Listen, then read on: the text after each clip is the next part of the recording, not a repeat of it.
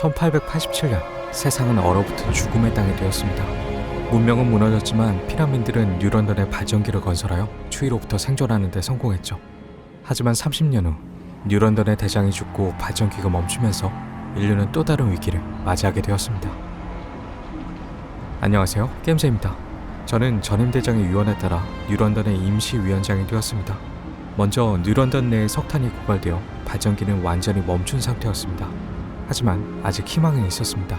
뉴런던의 빙벽 바깥에는 눈 속에 묻혀있는 자원들이 남아있기 때문이었습니다. 1주차, 빙벽 바깥 북쪽에는 얕은 석탄층이 존재했습니다. 하지만 석탄층까지 접근하기 위해선 얼음을 깨면서 진출을 해야 했는데요. 물론 쇄빙 작업이 공짜는 아니었습니다. 쇄빙에는 여루표라는 화폐와 노동력이 필요했기 때문에 최소 경로로 진행해서 비용을 아끼는 것이 좋았습니다. 3주차, 이제 쇄빙을 완료하고 석탄 채굴 준비에 들어갔습니다. 일단 채굴 구역을 건설해야 했는데 석탄층을 포함한 6개 구역을 채굴 구역으로 지정했습니다. 그리고 현재 뉴런던은 주거시설도 부족한 상황이었습니다. 주거시설도 구역을 설정해서 건설이 가능했는데 특정 구역을 포함시키면 난방 비용을 줄일 수 있었습니다. 예를 들어 바람을 피할 수 있는 구역이나 주거구역 근처는 열기 보너스를 받을 수 있었는데요. 열기 보너스는 그만큼의 연료를 절약시켜줬기 때문에 건설에 매우 중요한 고려사항이었습니다. 7주차, 드디어 석탄 채굴 구역이 완공됐습니다. 석탄 재고량은 142주 지속될 수 있는 수준으로 넉넉하진 않았는데요. 그저 단기간을 버틸 수 있는 수준이라고 봐야 했죠. 어쨌든 석탄이 공급되고 발전기가 재가동되자 잠들어 있던 도시도 깨어나게 됐습니다. 한편 주거구역은 새로 짓지 않고도 기존 구역을 2번 확장할 수 있었습니다. 이렇게 추가된 구역에는 새로운 시설을 추가할 수 있었는데요. 가장 먼저 연구기관을 설치해서 생존에 필요한 아이디어 연구에 들어가게 됐습니다. 14주차, 주거구역의 연구기관이 완성됐습니다. 이제 새로운 아이디어를 연구할 수 있게 됐는데 뉴런던의 파벌들은 벌써부터 의견이 갈리기 시작했습니다. 뉴런던의 파벌은 크게 뉴런던인과 영구 동토인으로 나뉘어졌습니다. 영구 동토인들은 환경 보존과 평등을 우선시하는 반면 뉴런던인들은 자본주의를 지향하는 차이가 있었죠. 일단 극한 환경에서의 생존을 최우선에 두고 생산 효율을 높이는 뉴런던인들의 의견을 채택하기로 했습니다. 한편 발전기가 재가동됨과 동시에 릴리 메이라는 아이가 태어났습니다. 이 아이가 어떻게 성장하는지는 앞으로 뉴런던을 어떻게 이끌어 나가는가에 달리게 됐습니다. 16주차, 식량 비축분이 슬슬 떨어지면서 식량구역 건설에 들어갔습니다. 식량구역은 비옥토를 포함해서 구역을 지정해주면 됐는데 최대한 하나로 묶어서 건설 비용을 아끼도록 했습니다. 식량구역이 완성되는 것은 약 4주가 걸렸습니다. 식량구역은 열기와 자재를 필요로 했는데 때문에 연료 소모량이 다소 높아지게 됐죠. 하지만 식량구역은 주거구역과 인접 시 열기 보너스를 받을 수 있었는데요. 동시에 주거구역도 보너스를 받을 수 있어서 두루 붙여서 건설하면 연료를 상당히 아낄 수 있었습니다. 26주차, 뉴런던인들의 아이디어인 폭파식 석탄 광산을 석탄 채굴 구역에 설치하게 됐습니다. 구역이 늘면서 석탄 소모도 늘어났기 때문에 신형 광산의 완공이 시급했는데요. 일주일 후 신형 광산이 완성되고 발전기 중단 위기를 벗어날 수 있게 됐습니다. 하지만 뉴런던의 시민들은 곧바로 새로운 요구를 해왔습니다. 바로 위원회를 통해서 도시 운영에 관여하고자 한 것이었습니다. 31주차, 위원회 청사가 완공되면서 첫 번째 위원회 회담이 열리게 됐습니다. 위원회는 마치 4등분된 피자 조각 같은 모습이었는데 총 100명의 대표들이 자리했습니다. 어쩌면 이들 모두를 납득시키는 것이 추위와 싸우는 것보다도 더 어려울 것 같았죠. 첫 번째 회담의 주제는 제가 위원장을 맡는 것이 타당한지에 관한 것이었습니다. 이 투표에서 지면 바로 해임이 되는 것이었는데 확실한 찬성표가 22표밖에 되지 않았습니다. 더 많은 표를 확보하기 위해서 각 파벌과 협상을 할 수 있었는데 대신 요구 조건을 들어줘야 했습니다. 일단 수가 많은 뉴런던인 측의 조건을 받아들이고 31표를 추가로 확보할 수 있었죠. 투표는 각자의 의석에 불을 밝히는 공개 투표로 이루어졌습니다.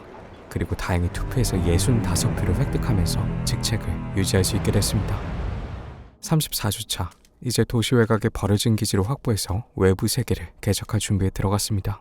석탄 매장량이 얼마 남지 않았기 때문에 새로운 연료 공급원을 찾아야 했기 때문이었죠. 한편 주택과 식량은 어느 정도 확보가 되었는데 자재와 물자는 점점 부족해지고 있었습니다. 이에 서둘러 채굴 구역을 지정해서 눈밭에 묻혀있는 목재를 채굴하도록 했습니다. 그리고 새로운 석탄 채굴 구역을 기존 구역 옆에 추가했는데 열기 보너스 덕분에 연료 소모가 0이 됐습니다. 이 혹한의 환경에서는 뭉쳐야 산다라는 논리가 정확히 들어맞았죠. 37주차, 연구에 필요한 여루표가 부족해지면서 연구 진행이 막히게 됐습니다. 새로운 구역을 건설하면서 많은 여루표가 소모되기 때문인데요. 그런데 방법이 없는 것은 아니었습니다. 바로 파벌들을 상대로 자금을 모으는 것이었죠. 하지만 모금 후에 관계가 틀어지는 것을 보면 절대 자발적인 모금 행위는 아닌 것으로 보였습니다. 이렇게 확보한 자금으로는 성면 단열재 연구를 진행했습니다. 성면은 한때 신의 물질로 불릴 만큼 각광받았지만 인체에 유해한 이유로 외면받게 되는데요. 하지만 1900년대라는 배경과 가혹한 추이를 고려하면 성면에 대한은 딱히 없었습니다. 45주차, 야외 기지까지 길을 뚫고 물류구역을 완공하게 됐습니다. 이제 정찰대를 조직해서 외부 세계를 탐험할 수 있게 되는데요. 도시 밖은 대부분 눈으로 뒤덮여 있었지만 증기심을 포함한 유용한 자원들을 발견할 수 있었습니다. 이는 뉴런던의 한정된 자원을 극복하는 데 있어 큰 희망이 되었습니다. 한편 도시에서는 제재소 연구에 들어갔습니다. 영구동 트윈들의 비처리 제재소는 질병에 취약한 대신 연료 사용량이 적은 장점이 있었는데요. 영구동 트윈들은 노동인권을 중시하는 듯 했으나 환경 문제와 충돌 시 환경을 더 우선시하는 점이 흥미로웠죠. 52주차, 도시의 아동범죄가 증가하면서 아동기 규제 법령의 필요성이 대두되었습니다. 아동기 관련 법령은 두 가지가 있었는데요. 바로 가족견습생과 의무교육이었는데 가족견습생은 노동자가 늘어나는 효과가 있었죠. 동일 인구에서 노동자 비율이 높아진다면 인구 제한 정책을 펼치기 용이한 장점이 있었습니다. 일단 뉴런던인들을 포섭해서 가족견습생법을 밀어붙이기로 했습니다. 법령을 통과시키고 뉴런던인들에게 대가로 지불한 것은 바로 의제결정권이었습니다. 그것은 다음 위원회에서 투표할 법령을 선택하는 권리였죠. 물론 반대 세력인 영구동토인들은 반발했습니다. 양측의 정책이 각각 장점을 가질 때가 있음에도 불구하고 두 집단의 양보라는 것을 모르는 듯 했습니다. 뉴런던인들은 대량 생산 물자법을 제안했습니다. 이는 생산 설비를 조직화하여 물자 생산량을 늘리는 유용한 정책이었는데요. 뉴런던인들의 압도적인 지지 덕분에 손쉽게 통과시킬 수 있었습니다. 65주차, 석탄 고갈이 코앞으로 다가온 가운데 석탄 광산에서 화재가 발생했습니다. 여기에서 딜레마가 발생하게 되었는데 노동자를 구하느냐, 석탄을 지키느냐의 문제였습니다. 불길 확산을 막기 위해 공기를 차단하면 대피하지 못한 어린 광부들이 질식사할 위험이 있었습니다. 하지만 그대로 두면 석탄 광산을 잃고 도시의 모든 시민이 얼어 죽게 될 수 있었죠.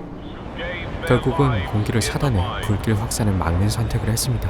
때문에 아동광부 105명이 사망했지만 1만 2천 명을 위험에 빠뜨리는 선택을 할 수 없었습니다. 한편 자재 채굴 구역이 본격 가동을 시작하면서 자재 수요를 맞출 수 있게 됐습니다. 자재는 시설 가동에 필요하면서 물자와 건축재료 제작에도 쓰이는 필수 자원이었습니다. 때문에 자재의 고갈은 도시의 미래가 사라지는 것과도 같았죠. 이번엔 뉴런던인들 중 급진파에 해당하는 충성가들에게 의제 선택권을 줬습니다. 초반에 뉴런던인 측에 의제 선택권을 몰아준 이유가 있었는데 영구동 트윈들의 제안 중에 감당하기 어려운 것들이 있었습니다. 예를 들어 전염병 예방과 관련해 지원격리법이 있었는데 감염자에게 격리용 전용 숙소를 제공하는 것이었습니다. 그러면 주거시설을 더 많이 사용하게 돼서 결과적으로 더 많은 연료와 자원을 소모해야 했는데요. 외부의 자원이 얼마나 존재하는지 모르는 상황이기 때문에 자원을 최대한 아끼는 방향이 옳다고 판단했습니다. 때문에 전염병 예방과 관련해서는 뉴런던인 측 의견에 따라 식별표를 붙이는 가벼운 조치가 이뤄졌습니다. 물론 이 또한 질병 감소에 효과가 있었기 때문에 현 시점에서 최선의 선택이라고 판단했습니다. 84주차, 도시 인구가 1만 4천 명까지 늘어나게 됐습니다. 때문에 각종 자원의 수요가 크게 늘어서 생산구역을 지속적으로 확장해야 했는데요. 그나마 다행인 점은 정찰대가 얼어붙은 해안에서 어촌과 석탄 매장지를 발견한 것이었습니다. 풍족한 양은 아니었지만 한동안 유용하게 쓸 수 있었습니다. 한편 도시에선 물자가 부족해지면서 범죄율이 늘었습니다. 이에 주거구역에 방범용 감시탑을 설치해서 범죄율을 줄일 수 있도록 했습니다. 동시에 유료 생필품법을 추진했습니다. 이는 노동의 가치를 높여서 자원 생산 효율이 증가하는 효과가 있었는데요. 하지만 이 법이 통과가 되면서 평등을 추구하는 영구동 토인들이 크게 반발했습니다. 이는 순례자라는 급진파의 출현으로 이어지게 됐죠. 순례자의 세력 성장을 막으려면 영구동 토인과의 관계를 개선해야 할 필요가 있었습니다. 우선 영구동 토인들에게 자금을 지원하고 나아가 다음 의제 결정권까지 양보하기로 했습니다.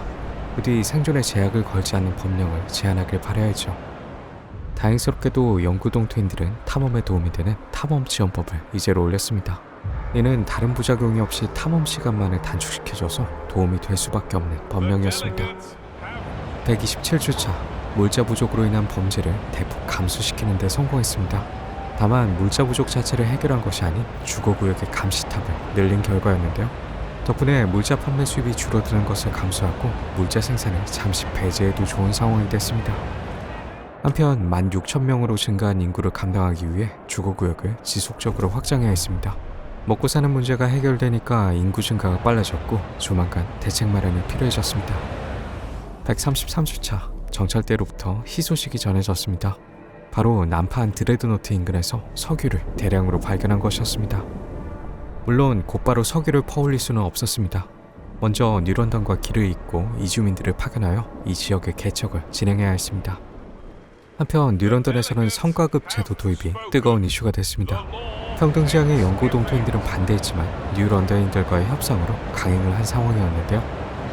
하지만 이로 인해 순례자들과의 관계가 파국으로 치닫게 됐습니다. 결국 다음 의제 결정권을 양보하여 그들을 달래보기로 했죠. 순례자들은 우려했던 대로 지원격리법을 다시 밀어붙였습니다. 이 법령이 통과되면 급증하는 인구로 인한 주택 부족이 더욱 심각해질 것이었습니다. 하지만 우리에겐 협상이란 카드가 있었습니다.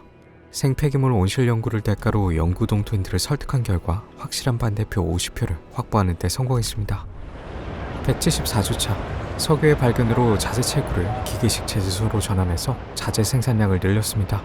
이를 토대로 정찰대 인원을 늘리기 위한 물류구역 추가 건설에 착수했는데요. 남쪽에도 물류구역을 추가로 건설하면서 총 3곳의 물류구역을 운영하게 되었습니다. 이렇게 정찰대로 충원하고 드레드노트 지역의 길을 뚫으면서 이주민 파견이 가능한 단계에 도달했습니다. 이에 총 3,000명이라는 대규모의 인원을 석유 채굴 작업에 파견하게 됐습니다. 한편 석유 매장지 발견 소식에 두 파벌은 석유가 도착하기도 전에 사용 계획을 걱정하기 시작했는데요. 일단 그 전에 석유부터 채굴하는 것이 먼저였습니다. 석유 채굴은 석탄을 채굴하는 방식과 같았습니다. 석유 구역까지 얼음을 깨고 채굴 구역을 건설하면 됐죠. 그런데 이 지역은 식량과 자재를 얻기 어려워서 뉴런던으로부터 보급을 받도록 했습니다. 하지만 뉴런던도 풍족한 편이 아니어서 허리띠를 졸라맬 필요가 있었습니다. 석유 수출 방식으로는 뉴런던인들을 제한한 파이어식 펌프잭을 채택했습니다. 적은 노동력으로 높은 생산량을 얻을 수 있어 소수 인원으로 큰 효과를 내기에 적합하다고 판단했습니다. 이 지역에는 석유 매장지 3곳이 존재했고 매장량도 상당했습니다. 이 석유들을 뉴런던에 공급하기 시작하면 석탄을 충분히 대체할 수 있을 것으로 보였죠. 220주차, 뉴런던에 석유가 공급되기 시작하면서 최악의 연료 고갈 사태를 피할 수 있게 되었습니다. 하지만 이는 또 다른 논쟁으로 이어졌습니다. 뉴런던인들은 석유로 뉴런던을 발전시켜 한파를 극복하기 원했습니다. 반면 영구동토인들은 석유로 새로운 정착지를 건설하기를 원했죠. 하지만 길게 고민을 하지 않고 뉴런던인들의 제안을 받아들이게 되었습니다. 추위를 견디기 위해선 흩어지는 것보다 뭉치는 게 유리하다고 판단했기 때문이었습니다. 도시의 방향이 원하는 대로 정해지자 충성가들은 지지집회를 열고 후원금을 모으기 시작했습니다. 급진파가 커지는 것은 탐탁지 않았지만 돈을 모아주는 것은 기특할 수밖에 없었는데요. 하지만 또 다른 급진파인 순례자들과의 관계는 상당히 악화되었습니다. 이에 또다시 의제 결정권을 양보하기로 결정했습니다. 물론 부적절한 제안에는 반대 협상을 할 계획이었죠. 그런데 상황은 예상 밖으로 흘러갔습니다. 순례자들은 다시 한번 지원격리법을 추진했는데 협상을 남발했던 나머지 이번엔 협상이 불가능했습니다. 결국 투표에서 부결이 되기를 바랬지만 너무나도 수월하게 통과가 되고 말았습니다. 그래도 긍정적인 면을 보자면 주택 수요가 늘긴 해도 질병을 크게 줄여주는 효과가 있었는데요. 하지만 결과적으로는 주택 부족을 초래하면서 오히려 질병 발생을 증가시키게 됐습니다. 결국에는 주택 공급이 충분치 못한 상황이라면 질병 감소의 이점도 누릴 수 없다는 것을 깨달았죠. 한편 뉴런던에서는 엎친 데 덮친 격으로 기존 채굴 구역의 자재가 고갈되기 시작했습니다. 이에 신속히 다음 구역을 개발하고자 광범위한 쇄빙 작업에 착수했습니다. 294주차, 총선가들의 기계 관리인이라는 상당히 급진적인 아이디어를 제안했습니다. 기계가 인간의 일을 대체하고 인간은 정비 업무를 맡는 방식이었는데요. 그러나 이 아이디어는 일반 시민의 상식을 벗어난 극단적 법령이라는 경고를 받았습니다.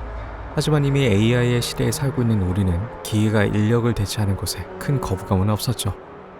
일단 노동력 수요가 크게 줄어든다는 점을 긍정적으로 보고 과감하게 추진하기로 결정했습니다. 우선 연구 동토인들에게 자금 지원을 약속하고 과반의 찬성을 확보하는 데 성공했습니다. 하지만 이것은 플레이어에게 양심의 가책을 느끼게 하려는 전형적인 함정으로 드러났습니다. 정비족인 시민이 기계로 빨려 들어갔는데 기계가 정지하지 않아 노동자가 사망한 것이었죠.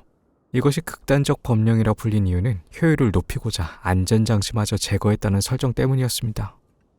결국 비상 스위치를 설치하는 쪽으로 합의를 보게 됐습니다. 사망자를 내면서 생산 효율을 높여야 할 만큼 절박한 상황은 아니었으니까요. 이번 기회로 충성가도 브레이크가 없는 집단이라는 것을 깨닫게 됐습니다. 297주차, 이제 석유를 활용한 심층 용해 드릴의 연구로 동토 깊은 곳의 자원 채굴이 가능해졌습니다. 심층 채굴 가능 구역은 단 4곳이었지만 매장량이 약 1000년 이상을 채굴할 수 있는 규모였습니다. 다만 이는 채굴 속도가 느리다는 점도 고려한 수치였습니다. 심층 자원 채굴로 식량과 자재 수급이 안정화되면서 드레드노트 지역에도 충분한 자원을 공급하게 됐습니다. 이제 이곳에는 석유 채굴 구역을 3개까지 늘려주면서 뉴런던에 꽤나 넉넉한 석유를 공급할 수 있게 됐습니다. 한편 심층 채굴의 부작용 중 하나는 도시의 비위생을 높이는 것이었습니다. 비위생 수치의 증가는 질병과 시설 마모로 이어지기 때문에 빠른 조치가 필요했는데요. 비위생을 줄이기 위한 아이디어는 연구 동토인들로부터 나왔습니다. 그 해결책은 바로 이끼 여과탑으로 비위생 관리에 탁월한 효과를 발휘하는 시설이었습니다. 그리고 자재 부족 또한 비위생을 초래하기 때문에 자재를 최대한 절약하기로 했습니다. 이를 위해 주변 시설의 자재 사용량을 줄여주는 정비 중계기를 적극적으로 활용하기로 했죠. 또한 한정된 자원에서의 인구 증가는 모든 문제의 근원이 됐습니다. 이에 출산율을 낮추는 법을 도입하여 근본적인 해결책을 마련할 수 있도록 했습니다. 421주차, 비위생 문제를 해결하는 데 성공했지만 곧이어 더 큰 위기가 찾아왔습니다. 바로 극심한 눈폭풍으로 화이트아웃이 발발하면서 기온이 영하 110도로 떨어진 것이었습니다. 미리 발전기를 업그레이드했으면 좋았을 테지만 증기심의 부족으로 인해 진행하지 못했습니다. 어떻게든 이 추위가 지나갈 때까지 발전기의 과부하를 걸어 버텨보기로 했습니다. 우선 인접한 구역에 열기 보너스를 주는 난방 중계기를 최대한 활용해서 연료를 아끼기로 했는데요. 하지만 그곳은 계란으로 바위치기나 다름없었습니다. 엎친 데 덮친 격으로 동사자가 급증하면서 신뢰도가 바닥까지 떨어지게 됐습니다. 게다가 식량구역의 비상연장 근무를 명령했음에도 식량 수급이 극도로 악화된 것을 확인할 수 있었죠. 일단 위원장 자리에서 쫓겨날 위기에 처하면서 서둘러 신뢰를 회복할 필요가 생겼습니다. 가장 먼저 소통 허브를 지어줄 수 있도록 했는데 소통 허브는 인근 구역의 신뢰를 높여주는 효과가 있었습니다. 여러 구역과 인접하도록 배치하면 큰 효과를 볼 수 있었죠. 덕분에 위원장 직책을 지키는 것에는 성공했습니다. 앞으로 2주 남은 화이트아웃이 지나가면 반드시 발전기를 업그레이드하리라 굳게 다짐했습니다. 456주차, 폭풍이 소멸하면서 마침내 평화가 찾아오게 되었습니다. 비록 짧은 기간이었으나 발전기를 폭발 직전까지 몰아넣고 수많은 동사자를 낸 극한의 추위였습니다. 이에 총선가들은 다음 화이트하우스에 대비하기 위해 윈터홈의 증기심을 회수할 것을 주장했는데요. 여기서 윈터홈이란 뉴런던의 선배격인 도시로 발전기 폭발로 인해 최후를 맞이한 도시였습니다. 하지만 외부 세계를 본격 개척하기에 앞서 내부의 문제가 격화되기 시작했습니다. 충성가들의 정책이 채택되는 것에 불만을 품은 순례자들이 폭주하기 시작한 것이었습니다. 그들은 이미 기계관리인법을 폐지시키는 데 성공했고 출산 제한법도 폐지할 것을 요구했습니다. 하지만 시위가 전 구역으로 확산되기 시작하면서 어쩔 수 없이 요구를 들어줄 수밖에 없었습니다. 자원이 한정된 상황에서 인구가 27,000명까지 늘었음에도 진영 논리가 더 우선인 것을 이해하기 어려웠습니다. 513주차, 뉴런던의 시위를 해결한 후 윈터홈을 찾아 나서기 시작했습니다. 그리고 정찰대 연구 성과로 위험지역 진입이 가능해졌는데 덕분에 증기심 발견 빈도도 늘어나게 됐습니다. 이렇게 발견한 증기심들은 발전기 업그레이드에 바로 투입해서 점점 더 가혹해지는 추위에 대비하도록 했습니다. 하지만 인구가 급격히 늘어나면서 식량 수급이 점점 어려워지는 문제가 있었습니다. 아직 비옥토가 조금 남아있었지만 보다 지속적인 해결을 위해서 심층 채굴구역의 생산량을 극대화하기로 했습니다. 심층 채굴구역의 생산량을 높이는 방법으로는 철로 중개소를 사용하는 방법이 있었습니다. 철로 중개소는 인근 구역의 생산 효율을 높여주기 때문에 심층 채굴 시설도 효과를 볼 수 있었죠. 하지만 순례자들은 생산 효율을 극대화하는 도시 방향에 더욱 강경하게 맞서기 시작했습니다. 이번에는 비생산적인 시민이 정비 담당 법령을 폐지하기 위해 시위를 나선 그들이었습니다. 하지만 이 법령은 생산 효율을 높여주는 효과가 있기 때문에 절대 양보할 수 없었습니다. 만약 심층 채굴 시설의 생산량이 떨어진다면 도시의 지속적인 생존이 어렵기 때문이었습니다. 일단 순례자들의 요구를 받아주지 않고 시위를 무마할 수 있는 방법을 선택했습니다. 그것은 바로 순례자 진영을 칭송해서 열의를 가라앉히는 것이었는데요. 다만 이로 인해 순례자의 가입자가 늘어나는 것은 불가피한 대가였습니다. 이제 시위자들을 집으로 돌려보내고 다시 자원 수급에 집중했습니다. 우선 정찰대가 추가로 얻은 증기심으로 산업구역에 쓰레기 재활용 시설을 설치하기 시작했는데요. 산업구역은 자재를 물자로 가공하는 역할을 수행했는데 이 시설로 자재를 대부분 회수할 수 있었습니다. 그렇게 되면 사실상 물자 생산 비용이 제로가 되는 것이었죠. 562주차 정찰대가 마침내 윈터홈의 폐허를 발견하는 데 성공했습니다. 하지만 이곳은 유독가스로 인해 위험지역이 된 지 오래였는데요. 일단 이곳에 진입하려면 도로를 연결하고 이주민을 파견해야 했습니다. 여기에서 자원을 자급자족하기는 어려울 것이기 때문에 자원을 넉넉하게 확보할 필요도 있었고요. 633주차 이참에 남은 식량구역을 모두 개발하기 시작했습니다. 비상시를 대비해 남겨둔 곳이었지만 윈터홈 개척을 위해서 과감히 사용하기로 결정했습니다. 그리고 심층 채굴구역을 제외하고 가장 많은 매장량을 자랑하는 철광맥도 개발을 시작했습니다. 대신 철광맥은 최대 가동이 아닌 최소 가동을 시켜서 반영구적인 자재 수급처로 활용할 계획이었습니다. 그리고 연구 트리가 올라가면서 노동자 기숙사라는 시설을 연구할 수 있게 됐는데요. 생산구역의 건설에서 효율을 늘릴 수 있었는데 심층 채굴구역에 설치하면 최적일 거라는 판단이 들었죠. 새로운 식량구역은 주거구역과 번갈아 겹치도록 샌드위치 구조로 건설했습니다. 복잡하게 생각하지 않고도 계속 열기 보너스를 쌓을 수 있고 깔끔한 느낌이 좋았습니다. 그리고 자원 생산만큼이나 중요한 것은 인구 증가 속도를 조절하는 것이었습니다. 이번엔 외부인 전면 금지법을 밀어붙여서 인구 증가를 최소화할 수 있도록 조치했습니다. 하지만 윈터홈으로 이주민을 파견하게 되면 인구를 늘리지 않는 이상 노동력 공백이 생길 수 있었는데요. 이 문제는 공중수송 중계기를 일터에 설치해서 노동력 요구량을 최대한 줄이는 것으로 해결했습니다. 676주차 노동자 기숙사 연구가 완료되어 심층 채굴구역에 모두 지어줄 수 있게 됐습니다. 그리고 곧 노동자 기숙사의 효과를 확인할 수 있었는데 기본 생산량의 25%를 추가로 얻을 수 있었습니다. 그 밖에 성과급, 유료 생필품, 화학 첨가물법이 더해져서 거의 2배 이상의 식량 생산을 달성할 수 있었죠. 688주차 윈터홈으로 출발한 이주민들이 드디어 도착했습니다. 이제 증기심 확보를 위해 땅을 파내야 했는데 순례자들은 윈터홈 복구와 정착을 주장했습니다. 하지만 그렇게 되면 대부분의 증기심을 포기해야 했는데 과거의 도시 때문에 증기심을 포기하는 건 아까웠습니다. 그 증기심으로 발전기 최종 업그레이드를 진행하면 도시의 수명이 그만큼 연장될 수 있을 테니까요. 결국은 순례자들의 반대를 무릅쓰고 윈터홈 해체를 강행하게 되었습니다. 유독가스가 흘러나오는 환경이기 때문에 최대한 신속하게 증기심을 회수해야 했죠.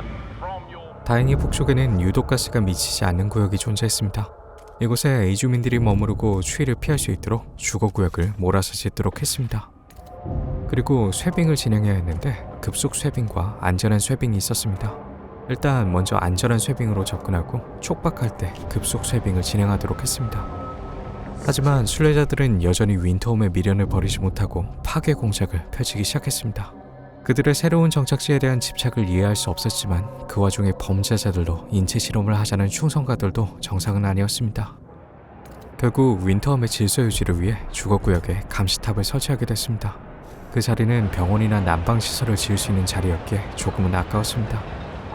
한편 윈터홈에는 제대로 된 발전기가 없었기 때문에 난방을 충분히 공급할 수 없었는데요. 하지만 우리에게는 난방중계기라는 해법이 있었습니다. 난방중계기는 인접 주거구역이 많을수록 효과가 커져서 적은 투자로 높은 난방 효과를 얻을 수 있었습니다. 주거구역을 짓는 동안 쇠빙 작업도 마무리가 되어 채굴구역을 건설할 수 있게 됐습니다. 한 구역에서 최소 6개 이상을 채굴할 수 있을 정도로 많은 증기심이 매장되어 있었죠. 그 와중에 뉴런던은 윈터홈 해체에 반발한 영구 동토인들로 인해 극도의 긴장 상태에 이른 상황이었습니다. 시위가 발생하기 전에 긴장을 완화할 필요가 있었는데요. 도시의 긴장을 완화할 수 있는 시설로는 결투 허브가 있었습니다. 다른 허브들처럼 인접한 주거구역이 많을수록 더 높은 효과를 얻을 수 있는 시설이었죠. 완성된 결투 허브의 실제 모습은 예상과 조금 달랐습니다. 순례자와 충성가의 처절한 결투 대신 로봇들 간의 대리전이 펼쳐졌는데요. 어쨌거나 스포츠로 유혈 사태를 피할 수 있다는 점은 매우 긍정적이었습니다. 777주차 뉴런던의 긴장을 완화하는 동안 윈터홈에서는 극한 환경에서의 채굴이 계속되었습니다. 그나마 다행인 건 난방 중계기 덕분에 추위 문제를 어느 정도 해결했다는 점이었습니다. 게다가 발전기 업그레이드에 필요한 증기심은 40개였는데 벌써 39개를 채굴한 상황이었죠. 하지만 아쉽게도 그 이상으로 채굴을 진행하는 것은 새로운 선택지로 인해 방해받게 됐습니다. 노동자를 계속 남겨 남은 증기심을 모두 채굴하거나 즉시 피난시키는 두 가지 선택뿐이었는데요. 아무리 그래도 4,000명의 노동자들을 더 강력해지는 유독가스 속에 남겨둘 수는 없었습니다. 발전기 업그레이드에 필요한 증기심을 모두 모았으니 미련 없이 철수를 결정했습니다. 뉴런던에서는 윈터홈에서 모아온 증기심으로 발전기 최종 업그레이드에 착수하게 됐습니다. 연료 효율과 과부하 안정성이 높아지면서 다시 화이트아웃이 오더라도 두렵지 않을 것 같았습니다. 795주차 모든 일이 순조롭게 진행되는 듯 싶었지만 현 상황을 매우 못마땅하게 여기는 사람들이 있었습니다. 그들은 바로 영구동토인 중 급진파인 순례자들로 충성가 연설자를 살해하는 만행을 저지르고 말았습니다. 순례자들은 거기서 멈추지 않고 동시다발적으로 도시의 곳곳을 습격했습니다. 이에 순례자를 추방하는 가장 간단한 선택지부터 힘으로 정의를 세우는 선택지까지 주어졌죠. 마음 같아서는 이 폭도들을 단두대로 보내서 처형하고 싶었지만 생각을 달리했습니다. 이것이 의도된 실현이라면 정면 돌파로 맛을 보고 싶어졌습니다. 결국은 모든 파벌과 협상을 진행하고 평화협정을 맺도록 하는 어려운 도전에 뛰어들게 됐습니다. 당장 핵심 생산구역들이 모두 점거당한 상황이라 상황은 쉽지 않았습니다. 일단 가장 먼저 순례자 집단과 협상에 들어갔습니다. 이들은 친환경, 사회평등, 전통적 가족을 요구했는데 이 중에서 가장 가능한 것을 약속해야 했습니다. 일단 동일임금과 무료 생필품을 요구하는 사회평등은 생산 효율을 낮추는 점 때문에 받아줄 수 없었습니다. 그리고 전통적 가족제도도 높은 인구 증가율 때문에 받아주기 어려웠죠. 결국 친환경 기술의 연구와 사용이 가장 수용 가능한 부분이라고 판단했습니다. 반면 충성가는 자본주의적인 성향으로 생산 효율 측면에서 다소 유리한 조건이 많았습니다. 그 중에서 개인의 성취가 보상을 받는 방향을 약속해서 협의도 완수하고 생산력도 높이는 결과를 노리게 됐습니다. 물론 협의를 한 것으로 내전이 중단되지 않았기 때문에 도시는 여전히 혼란 상태였습니다. 협의를 완수할 때까지는 시설과 시민 보호를 위해 경비대를 최대한 확보할 필요가 있었는데요. 이에 주거구역 곳곳에 감시탑을 추가해서 경비대를 충원할 수 있도록 했습니다. 순례자들과의 협의에는 재활용 공장 연구와 쓰레기 재활용 시설 건설이 포함됐습니다. 쓰레기 재활용 시설은 이미 탁월한 성능이 검증됐기 때문에 믿질 게 전혀 없는 거래였죠. 그리고 도시의 긴장을 낮추는 데에는 결투 허브만한 게 없다고 판단했습니다. 최소 2개의 주거구역마다 결투 허브를 건설하여 긴장 완화를 시도했습니다. 한편 생산 방해로 인해 발생한 자원 손실은 도시 밖에서 보충할 수 있도록 했습니다. 비상시를 대비해 자원들을 남겨뒀기 때문에 당장 유용하게 사용할 수 있었죠. 그리고 두 급진파를 모두 칭송해서 열의를 낮추고 모든 파벌에 지원금을 뿌렸습니다. 급진파의 세력이 확대되는 부작용이 있었지만 지금 당장은 도시의 긴장을 낮추는 게 중요했죠. 덕분에 최악의 위기는 아슬아슬하게 피할 수 있게 됐습니다. 805주차 시위대들은 때를 지어 도시를 활보하고 다녔습니다. 거의 테러에 가까운 폭력 시위로 많은 사람들이 죽고 핵심 생산시설이 공격당하고 있었는데요. 그나마 다행으로 경비대가 확충되면서 구역보호와 시민보호를 동시에 진행할 수 있게 됐습니다. 생산시설과 시민을 지킬 수 있다면 나머지를 정상화시키는 것은 시간 문제였습니다. 808주차 생산 효율 관련 법들을 다시 재통과시켜서 자원 수급을 정상화시킬 수 있었습니다. 이제 식량과 자재 수급의 여유가 생기면서 정치 문제 해결에 집중할 수 있게 됐죠. 우선 순례자들의 세력을 줄이기 위해서 영구 동토인들과의 관계를 계속 개선해 나갔습니다. 자금 지원과 공약 내걸기를 통해 마침내 호의 단계까지 올라갈 수 있었는데요. 이제 온건파인 영구 동토인들로 하여금 순례자로부터 탈퇴하게끔 설득이 가능해졌습니다. 계속 순례자의 세력을 줄여나가면 시위도 큰 힘을 발휘하기 어려울 것이었습니다. 하지만 수가 적어져도 순례자들의 폭력성은 여전했습니다. 충성가들이 모이는 술집에 불을 질러서 67명이 사망하는 일이 발생했죠. 그들에게 새 정착지가 얼마나 중요했는지는 모르겠지만 이 정도로 폭력적이어야 했는지는 이해하기 어렵습니다. 830주차 순례자들과 약속한 조건을 모두 이행하면서 열의를 가장 낮은 단계까지 낮출 수 있었습니다. 하지만 그것은 시위의 중단을 의미하진 않았고 새로운 시위 발생이 멈춘 것을 의미했습니다. 한편 충성가들의 마지막 조건은 주류 생산 민영화였습니다. 하지만 반대표가 상당했기 때문에 협상이 필요했는데요. 최대한 다른 파벌을 자극하지 않도록 단순 연구만을 약속해서 표를 얻어내는 데 성공했습니다. 이로써 충성가의 요구도 모두 이행하면서 양쪽 파벌 모두와 협의를 완수하게 되었죠. 양쪽 파벌이 목적을 이루면서 드디어 시위대도 해산하기 시작했습니다. 시위가 내전으로 번지면서 수많은 사상자를 냈지만 시위가 해산하면서 희망을 되찾게 됐습니다. 892주차, 간만에 평화 속에 뉴런던은 풍요로운 시간을 맞게 됐습니다. 생산구역 점거가 풀리면서 자원 생산이 정상화됐고 생산 효율을 극대화하는 작업도 상당히 진척됐습니다. 덕분에 심층 채굴구역의 연장 근무를 시행하지 않고도 수요를 맞출 수 있을 정도로 여유가 생겼습니다. 그리고 이제 반영구적인 자원 수급이 가능한 현재에서 인구를 더 이상 늘리지 않기로 결정했습니다. 물론 여전히 많은 노동자가 필요한 상황이었지만 우리에겐 공중수송 중계기가 있었죠. 노동자 1000명 이상의 시설마다 공중수송 중계기를 건설하여 노동 효율을 최대한으로 끌어낼 수 있도록 했습니다. 한동안 시뻘건 색으로 물들었던 뉴런던은 마침내 과거의 영광을 되찾을 수 있게 되었습니다. 이제 빙벽 바깥으로 진출하여 전보다도 훨씬 큰 규모로 성장하게 되었죠. 무엇보다 이번 시련을 겪으면서 양쪽 파벌 모두와 좋은 관계를 얻게 된 것이 긍정적이었습니다. 898주차, 이제 마지막으로 평화협정을 제안하게 됐습니다. 모두가 대화를 통해 문제를 해결하고 과거의 일은 용서하기로 하는 내용이었는데요. 이 법령은 과반을 넘어 3분의 2의 찬성표를 얻어야 했지만 이미 상당한 표를 확보한 상황이었습니다. 하지만 보다 아름다운 마무리를 위해 가능한 모든 협상을 진행했습니다. 최대한 다른 파벌을 덜 자극할 만한 조건을 약속하면서 확정적인 득표수를 얻어내는 데 성공했죠.